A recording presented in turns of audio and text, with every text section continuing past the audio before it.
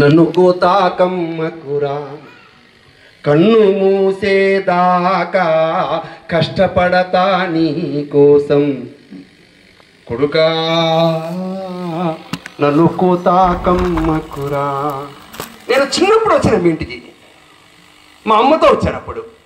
అవ్వతోని అరణమచ్చిన అయ్యాక 6 ఎడ్లనిచ్చిన, పాలు ఇచ్చి నిన్ను పెంచిన పెద్ద కాపుగా నిన్ను చేసిన. ఇప్పుడు నేను ముసలినైతిని, వడ్డిపోయిన గేదెనైతిని. ఓ ముట్టి కాసుల కోసరము నన్ను కొట్టి చంపే వాళ్ళకిస్తవా కొడుకా, నన్ను కోతాకమ్మకురా. నన్ను మార్కెట్లో అమ్మితే రైతుల వేషాల్లో వస్తారు, రైతుల వేషాల్లో, కానీ రైతులు కాదు వాళ్ళు. అల్కబీరోళ్ళు వస్తారంట, ఎక్కువ పైసలు ఇస్తారంట. పైసలాసకు నన్ను నీవు పట్టి వాళ్ళకప్పగిస్తే కట్టి కొట్టి పడేస్తారంట, నీళ్ళు మేత పెట్టరంట.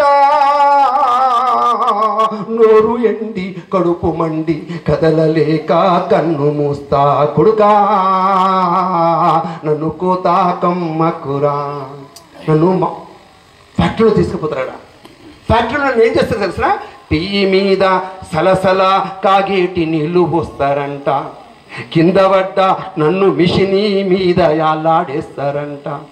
ప్రాణముండగానే తోలు ఒలిచి ఊడా తీస్తారంట.